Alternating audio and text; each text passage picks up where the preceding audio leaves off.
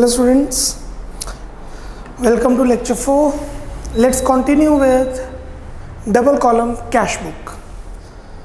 दो क्वेश्चंस किए जाएंगे आज. The first we'll do is question number, the big one, 10th. Question number 10th.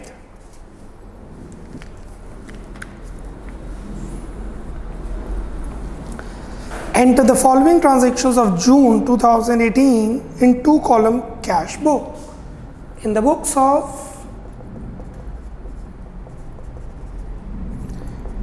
person का नाम नहीं given, cross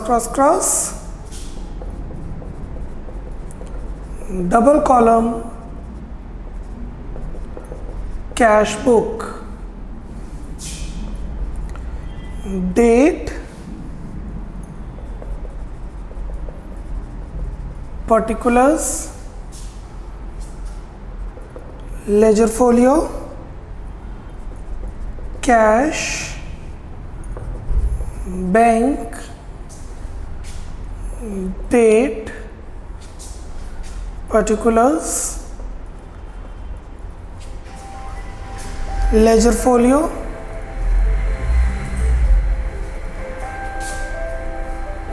cash, bank. Amount in rupees, this is credit, this is debit.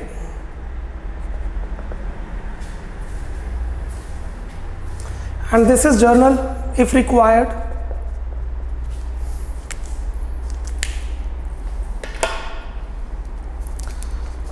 Started business with cash, business शुरू किया है तो opening balance तो कोई होगा नहीं. स्टार्टेड बिजनेस विथ कैश तो ओपनिंग बैलेंस तो कोई होगा नहीं. सो एंट्री बनेगी cash to capital. Cash to capital, पैसे बिजनेस में आ रहे हैं, पैसे बिजनेस में आ रहे हैं to capital. 1 June 18 to capital account 38,000.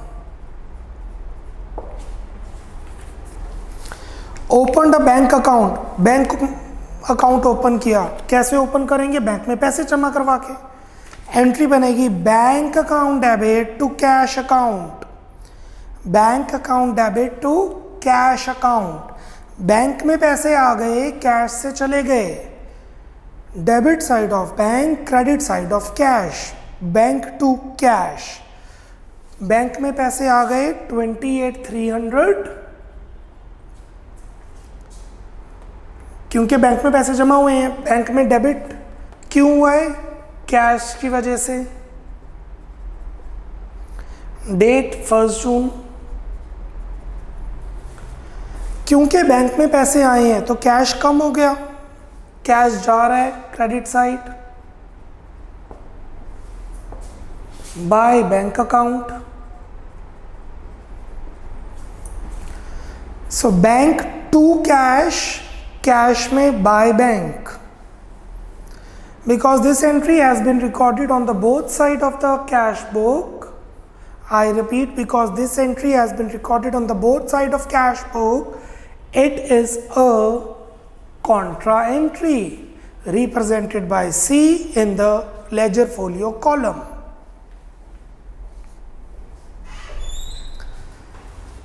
Cash purchases, goods खरीदे, पैसे जा रहे हैं.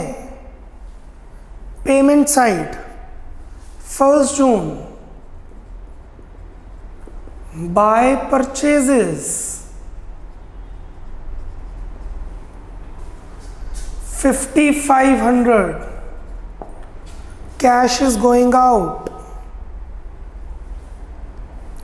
Journal entry purchases to cash, cash credit हो रहा है तो क्रेडिट साइड, क्रेडिट किया परचेजेस ने क्योंकि गुड्स खरीदे. But we will not post it in journal because we are making subdivision of journal, subsidiary book, special journal, cash book. Paid rent by cheque, पैसे आ रहे हैं या जा रहे हैं, रेंट पे किया. Cash is going out, credit side. 2 June, that's my anniversary. पैसे जा रहे हैं बाय रेंट। क्यों जा रहे हैं? क्योंकि रेंट पे किया। कैसे जा रही है? चेक से, तो it will be in the bank column. Bank column, understood? क्योंकि बैंक से पैसा जा रहा है। सोल्ड गुड्स टू हार्दिक, हार्दिक को गुड्स बेचे। ट्रांजैक्शन नहीं पता कैश है या क्रेडिट, बट पार्टी का नाम गिवन है। When the name of the party is given but it is not known it is a cash transaction or credit, then it is a credit transaction. So the entry would be on 1st June.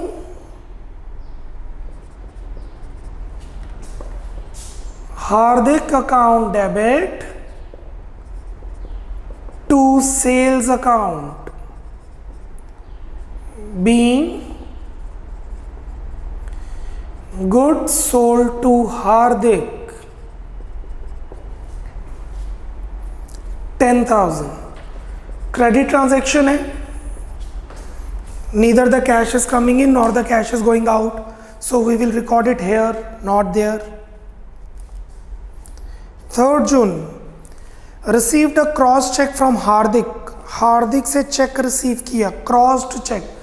Cross check का मतलब होता है आप इससे cash नहीं निकाल सकते, आपके अकाउंट में ही पैसे जमा होंगे, पर आप इसको एंडोर्स कर सकते हैं।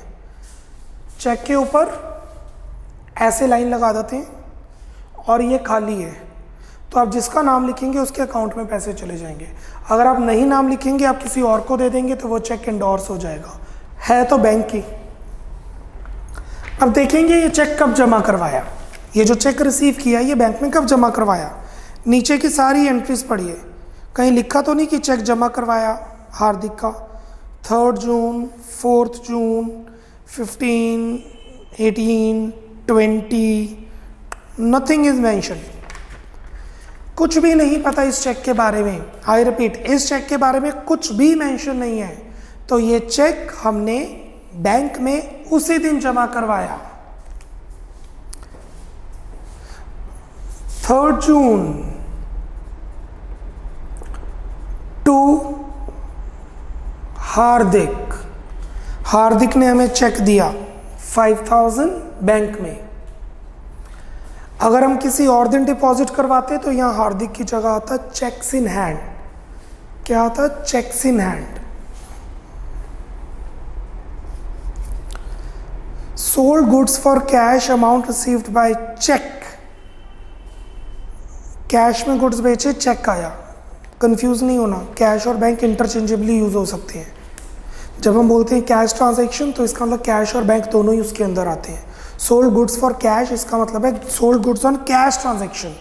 Received cheque, cheque consider in cash transaction only. So there are two types of transactions, cash transaction and credit transaction.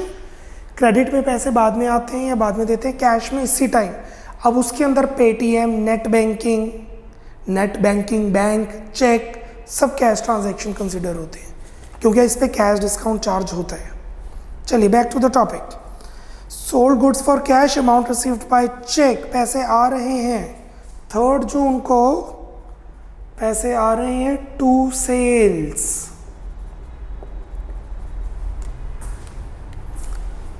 पर पैसे चेक के थ्रू आ रहे हैं, तो will put it in bank.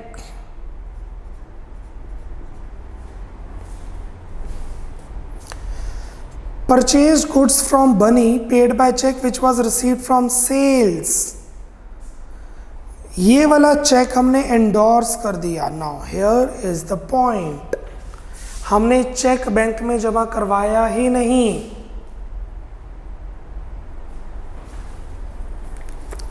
Purchased goods from Bunny, paid by check which was received for sales. Cheque करो 3rd जून, बहुत important point है। 3rd जून को अपने गुड्स बेचे 20,000 के और चेक रिसीव किया। यस, वो चेक मैंने बैंक में जमा नहीं कराया और अगले दिन मैंने 20,000 के गुड्स खरीदे, वही चेक मैंने आगे एंडोर्स कर दिया, किसी और को दे दिया। आपको मैंने गुड्स बेचे, आपको मैंने पढ़ाया, आपने मुझे फीस दी चेक में, आपने उस पर कॉमर्स विला नहीं लिखा, खाली रखा था।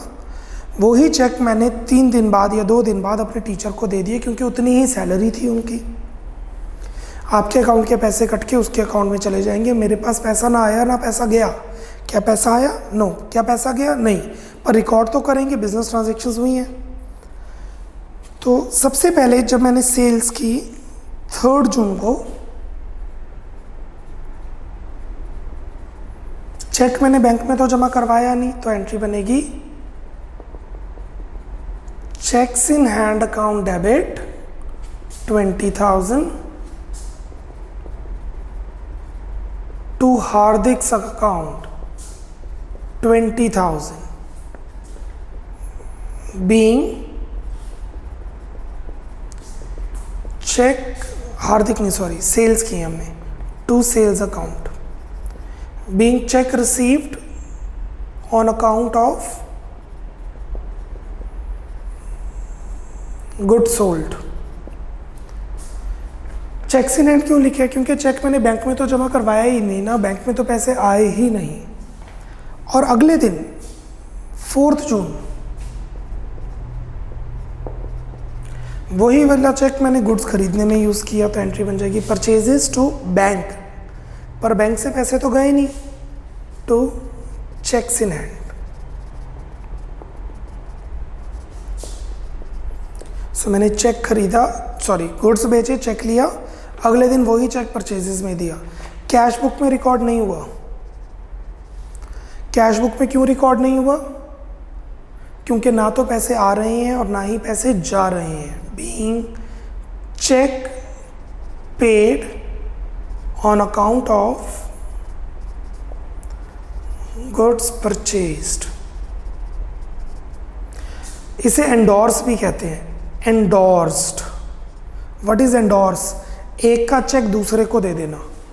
Endorse is the word when one cheque is received and the same cheque is given to another party, like in this case we have done. Bunny को चेक दिया ना, being cheque endorsed to Bunny, being cheque received from whatever person. 15 June 11 दिन कोई transaction नहीं हुई। Paid salaries by cheque, cash is going out, by salaries, by salaries cash is going out. Check से पैसा जा रहा है तो बैंक के कॉलम में आएगा 10,000। बाय सैलरीज अकाउंट बैंक के कॉलम में आएगा 10,000। Withdraw cash for personal use, पैसे विड्रॉ किए पर्सनल यूज। पैसे आ रहे हैं या जा रहे हैं? पैसे बिजनेस से निकल रहे हैं, क्योंकि पैसे हमने बिजनेस के हिसाब से सोचना है, क्योंकि बुक्स बिजनेस के हिसाब से होती हैं। पैसे निकल रहे हैं तो क्रेडिट साइड रिकॉर्ड करेंगे। पर्सनल यूज के लिए तो drawings, by drawings account 2100 cash के कॉलम में, 2100 कैश के कॉलम में। कॉन्ट्रा एंट्री नहीं है, क्योंकि ड्राइंग्स टू कैश है ना कि बैंक टू कैश है, या कैश टू बैंक है। पैसे विड्रॉ किए घर के यूज के लिए तो ड्राइंग्स अकाउंट में जाएगा। Withdraw cash from bank for office use, bank से पैसे निकाले ऑफिस यूज के लिए, बैंक से पैसे निकाले पर्सनल यूज के लिए, तब तो ड्राइंग्स है। बैंक से पैसे निकाले पर्सनल यूज के लिए, तब तो ड्राइंग्स है, ये ऑफिस यूज है। What is the journal entry? Cash to bank, cash to bank. क्योंकि बैंक से पैसे निकाले तो बैंक कम हो गया, credit side of bank, bank कम हो गया, credit side of bank 2600। Cash में पैसे आ गए, डेबिट साइड ऑफ कैश। हमने बैंक से पैसे निकाले पर्सनल यूज के लिए नहीं, ऑफिस यूज के लिए। आई रिपीट, हमने बैंक से पैसे निकाले ऑफिस यूज के लिए। क्रेडिट साइड ऑफ बैंक, क्योंकि बैंक से पैसे कम हो गए। डेबिट साइड ऑफ कैश, क्योंकि कैश में पैसे आ गए। because it has been recorded on the both side of this account, it is a contra entry. So what is the entry? Cash to bank, cash to bank. So to bank, cash में पैसे आए bank से, date है 18 जून, bank से पैसे गए cash में, by cash 18 जून। दो ही तो कॉन्ट्रा एंट्री होती है, bank to cash, cash to bank. Bank से पैसे निकालो ऑफिस यूज़ के लिए, या बैंक में पैसे जमा करवाओ ऑफिस के, ऑफिस का कैश बैंक में जमा, बैंक का पैसा ऑफिस में, contra entry. Sold goods to Luna, amount received by cheque, Luna को सेल्स की, चेक से पैसे रिसीव किए। एंड नीचे आगे लिखे endorse the cheque receive from Luna to Ruby for a settlement of 18,000।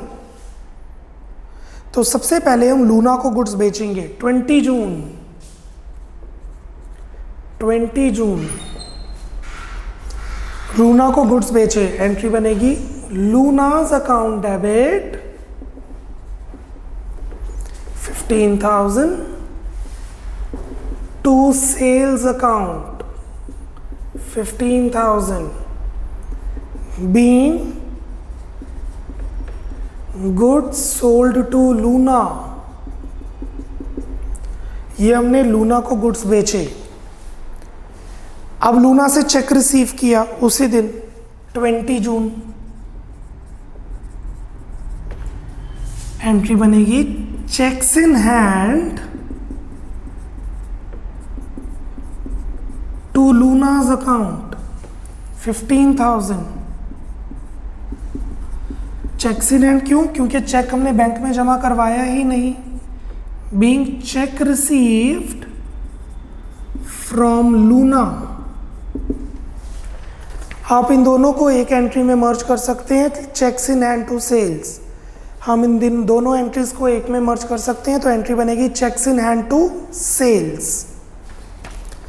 आगे 22 जून, मेरी जेब में 15,000 का चेक पड़ा हुआ था। आई रिपीट, मेरे पास 15,000 का चेक मेरी जेब में पड़ा हुआ है। Endorse the cheque receive from Luna to Ruby for a settlement of our account of 18,000। हमने वही चेक, मेरे पास रूबी आती है, कहती पैसे चाहिए 18,000। रूबी मेरे पास आती है, कहती है 18,000 चाहिए मुझे अर्जेंट। मैंने कहा मेरे पास अभी पैसे नहीं है, वैसे भी महीने बाद देने थे। शी सेड मैं 3,000 का डिस्काउंट दूंगी, मुझे अभी पैसे दे दो। मैंने वही लूना का चेक निकाला, रूबी को दे दिया। Endorse the cheque from Luna to Ruby for settlement of our account of 18,000। अगर रूबी को कैश देते तो एंट्री बनती रूबी टू कैश। अगर रूबी को बैंक चेक देते तो एंट्री बनती रूबी टू बैंक। अगर रूबी को बिल्स पेबल देते तो एंट्री बनती Ruby to bills payable.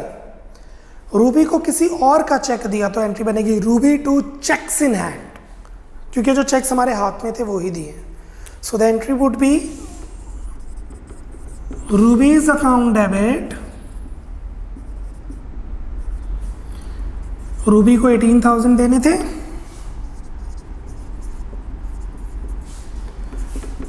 To cheques in hand 15,000 का चेक दे दिया,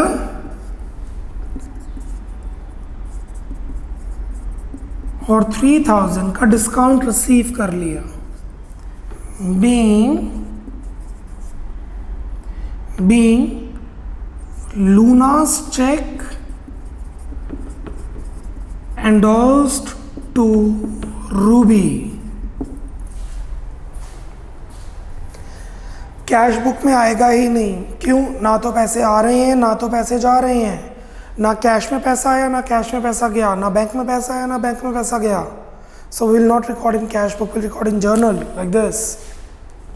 लूना को गुड्स बेचे, लूना से चेक लिया, लूना का चेक रूबी को दिया, और ये एंट्रीज इकट्ठी हो सकती है क्योंकि सेम डे एंड ट्रांजेक्शन है। सो उस केस में एंट्री बनती cheques in hand to sales, Luna को रिकॉर्ड ही ना करती। 26 June cash sales, 26 June cash sales to sales account 18,000. Cash is coming in. Cash deposited into bank. Bank में पैसे जमा करवा दिए. Contra entry. बैंक में पैसे जमा करवा दिए. Contra entry. Bank to cash. Bank बढ़ गया, कैश कम हो गया. बैंक बढ़ गया, कैश कम हो गया.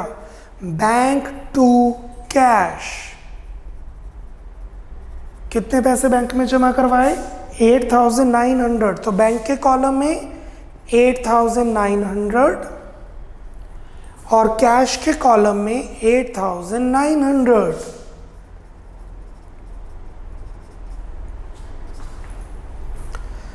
सो आप देख सकते हैं डेबिट साइड ऑफ बैंक क्योंकि बैंक में पैसे आए हैं, रिसीट.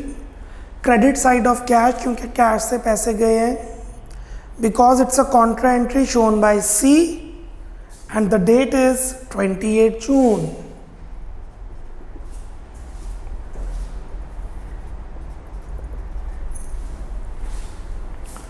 Purchased furniture. फर्नीचर खरीदा. कैश में, क्रेडिट में नहीं पता. कैश में.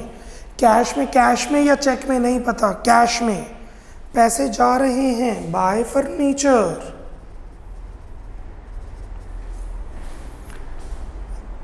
थर्टी जून को 10,400 का फर्नीचर खरीदा. By furniture.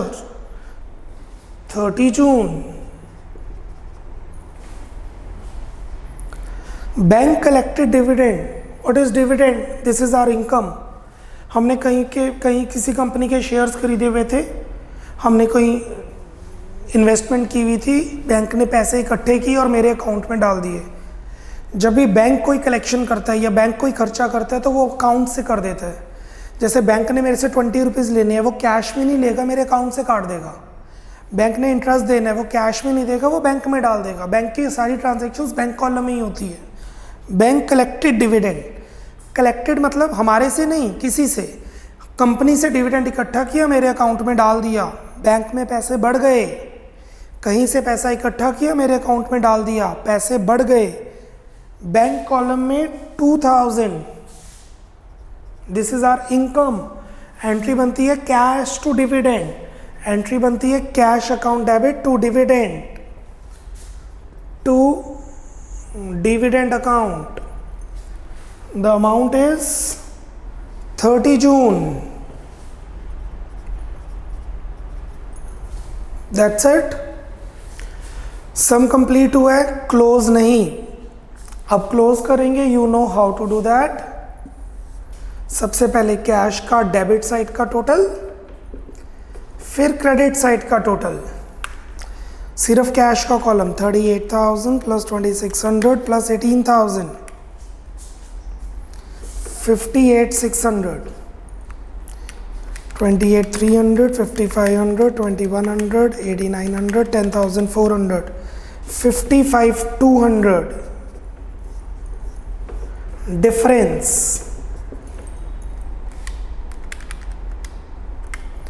3,400. Let me check once.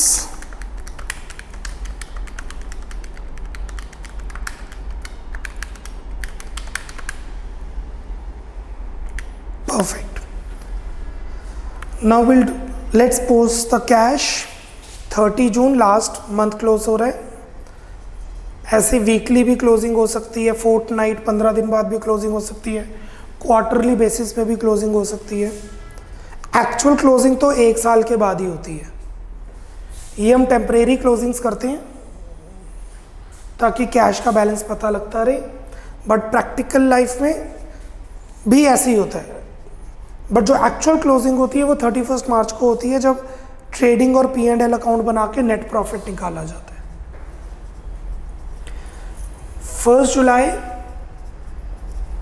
to balance brought down 3,400. Now the same procedure will be done for the bank. We'll do same for bank. Debit side का total 28,300, 5,000, 8,900, 2,000, 44,200, 28,300, 5,000, 8,900, 2,000 total. Credit side का total 19,200। Shorter is again credit. Short credit है तो हम कहेंगे debit balance है। जो बड़ी amount होती है उसका मतलब डेबिट बैलेंस है। बैंक का डेबिट बैलेंस मतलब एसेट है, हमारे पैसे बैंक में पड़े हुए हैं।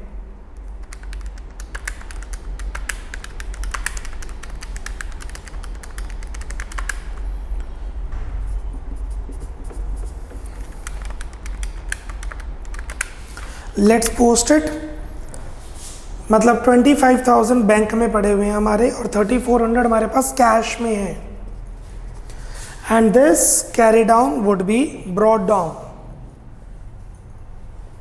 ये बैलेंसिंग शो करनी जरूरी है, ये शो करना जरूरी नहीं है। That is just rough, you need not show this, that is just rough. So 25,000 will post it here. What does this balance signify? This balance signify that we have an asset of 3,400 in cash in hand, and we have a bank that owes me. We have to take money from the bank, 25,000. This is all about the question, and these journals are equally important. This is around 8 marker question, 8 number का question है ये।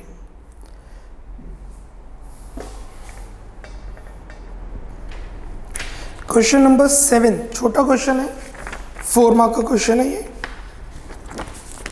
Make a format. In the books of cross cash book,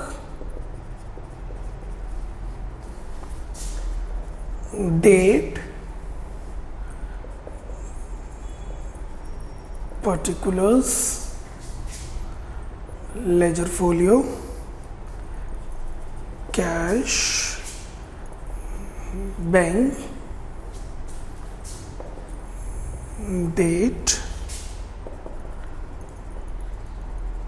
particulars, ledger folio, cash, bank, journal।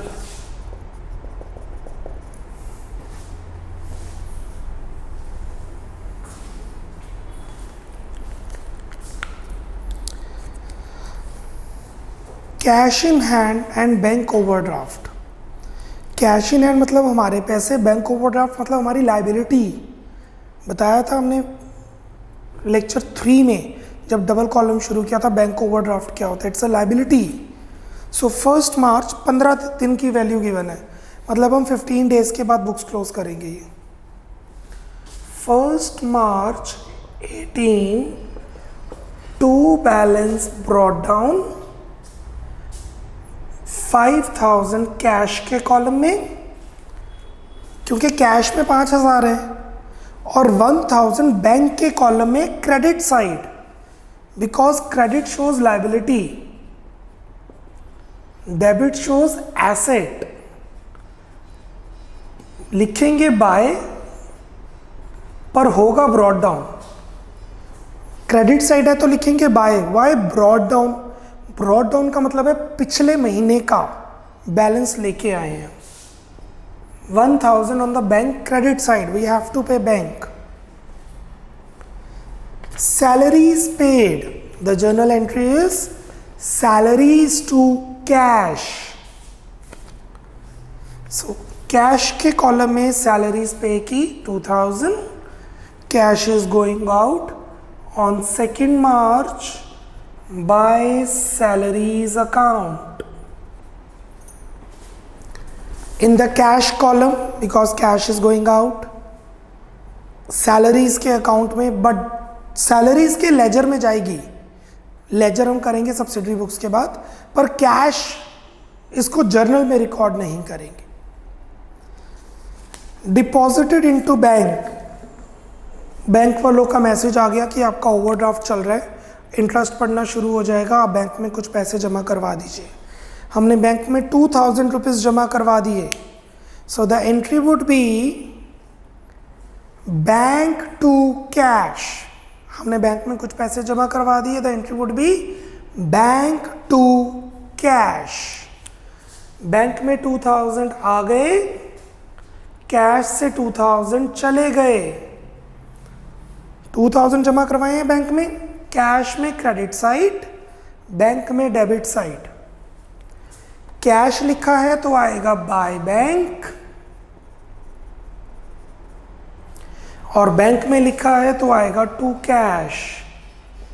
मतलब cash account से bank में चले गए और bank account में आ गए कैश की वजह से।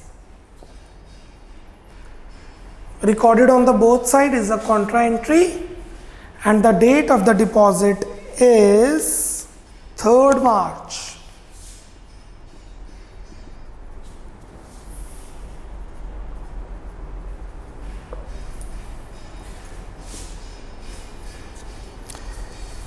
Withdrew from bank for personal use. Bank से पैसे निकाले हैं पर्सनल यूज के लिए, कैश नहीं बढ़ा, बैंक कम हो गया पर कैश पे कोई इंपैक्ट नहीं है।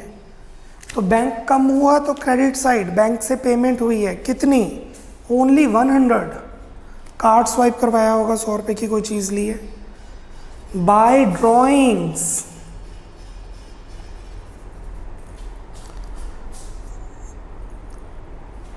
Eight March. चलिए इसको मैं थोड़ा प्रैक्टिकल वे से समझाता हूँ कैसे हुआ होगा ये, थोड़ी आपको भी नॉलेज आएगी। Give me a minute.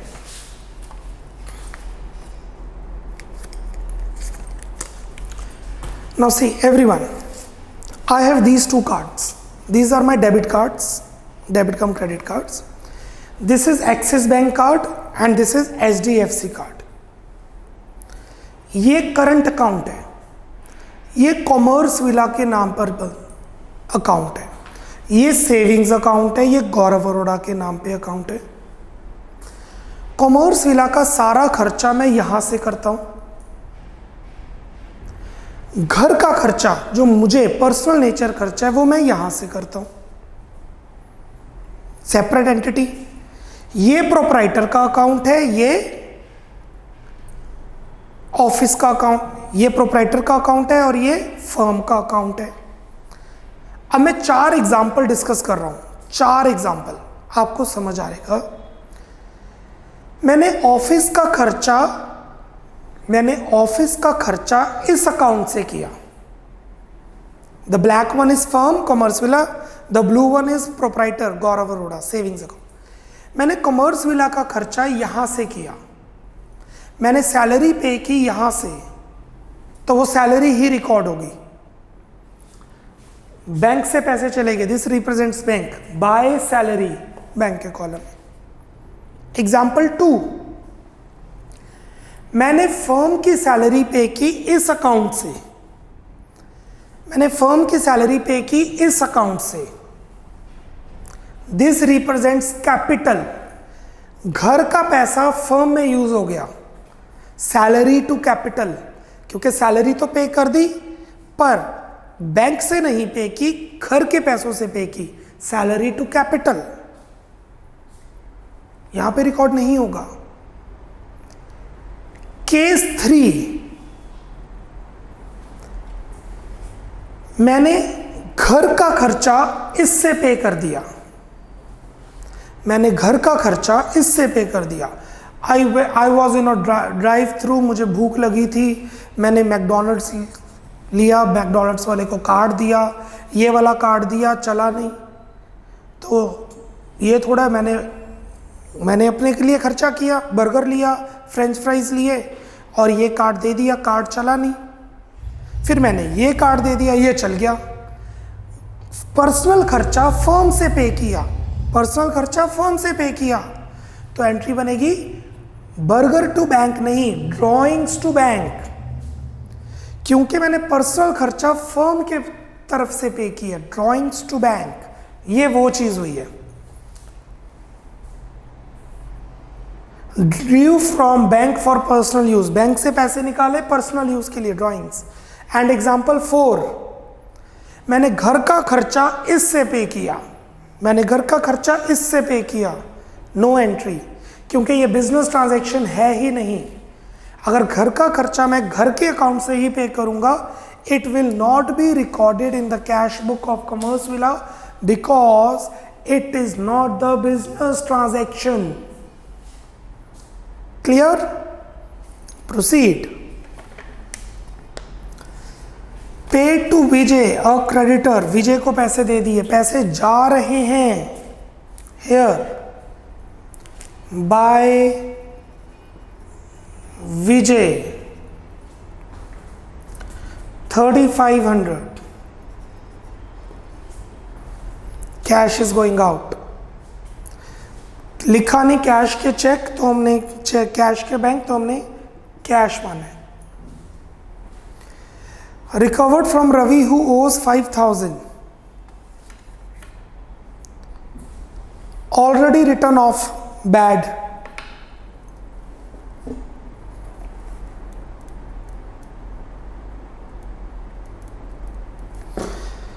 ₹5,000 Ravi से लेने थे, हम मान चुके हैं उसने पैसे नहीं देने. रवि ने कितने पैसे देने थे? 5000. हम मान चुके हैं उसने नहीं देने. हमने एंट्री डाल दी बैड डेट्स टू रवि. आज उसने 2000 दे दिए, तो आप ये नहीं देखेंगे कि 3000 का लॉस है. हम तो 5000 का लॉस बना के बैठे थे, हमें 2000 की इनकम हुई है. रवि ने मुझे 5000 देने थे, 2000 दे दिए मेरी मर्जी से. रवि ने मुझे 5000 देने थे, 2000 दे दिए. मैंने कहा चलेगा, this is discount allowed. Ravi ने मुझे 5000 देने थे, उसने 2000 दे दिए क्योंकि वो इंसॉल्वेंट हो गया, बैड डेट्स. रवि ने 5000 देने थे, 2000 दिए मेरी मर्जी से, डिस्काउंट अलाउड. रवि ने 5000 देने थे, 2000 दिए मेरी मर्जी के बगैर, बैड डेट्स. रवि ने 5000 देने थे, मैंने बोला वो कुछ भी नहीं देगा, मैंने बैड डेट्स मान लिए. कुछ दिनों बाद उसने 2000 दे दिए, तो मेरा 3000 का लॉस नहीं है क्योंकि मैं तो 5000 का लॉस मान चुका हूं. मेरी 2000 की इनकम है. Bad debts recovered. पैसे आ रहे हैं 15 March two bad debts recovered account 2000 cash में.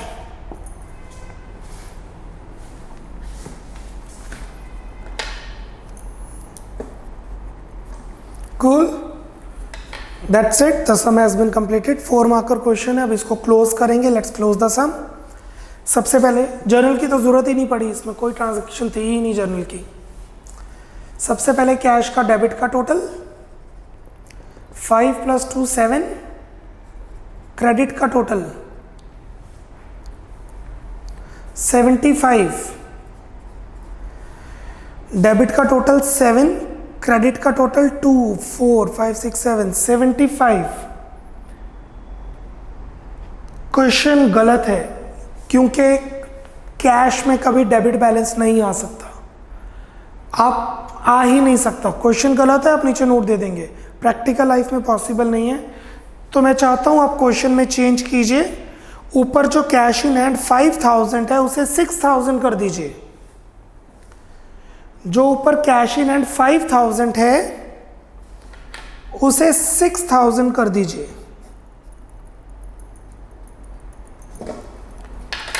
जस्ट बिकॉज क्वेश्चन सही हो जाए. तो दिस इज 6000, राइट. पेपर तो उसी तरीके से बन के आएगा. So the total of the debit side is 8000 and the credit side is 2 4 5 6 7 75. Difference is 500. अगर आप उसे 5 लेंगे तो 7000 में से 7500 खर्च कर दिया. ऐसे कैसे होगा? कैश में तो हो ही नहीं सकता. कौन सी डेट को? 15th. हम बुक्स क्लोज कर रहे हैं 15th को. By balance carry down, shorter is 5, total is 8.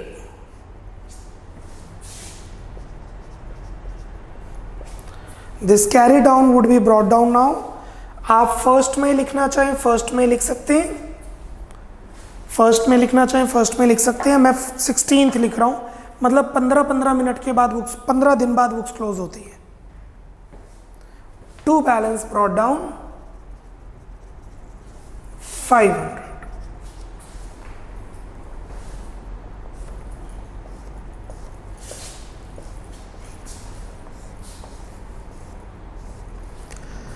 Now the same way you are going for the bank. Debit side का टोटल एक ही है 2000, क्रेडिट साइड का टोटल दो है 1100. डेबिट का 2000, क्रेडिट का 1100, डिफरेंस 900. डेबिट ज्यादा है तो पहले बराबर करने के लिए इस तरफ लिख देंगे 900. बैलेंसिंग कहते हैं इसे, बैलेंसिंग ऑफ अकाउंट. ये हो गया balance.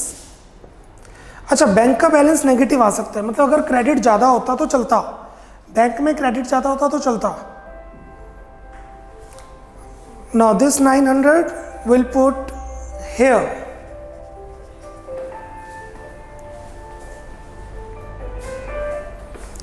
Done.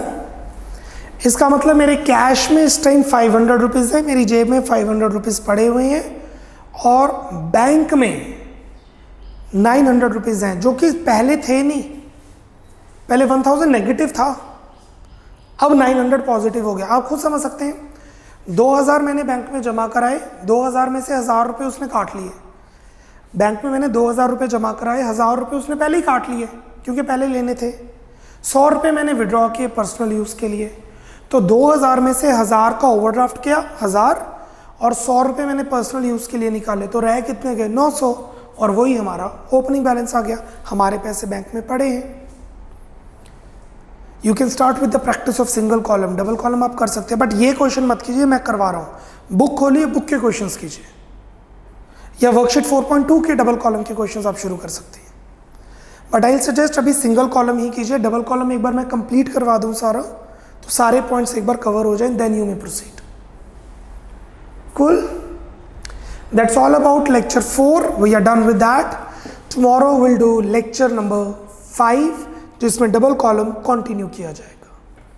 Till then, bye bye, take care.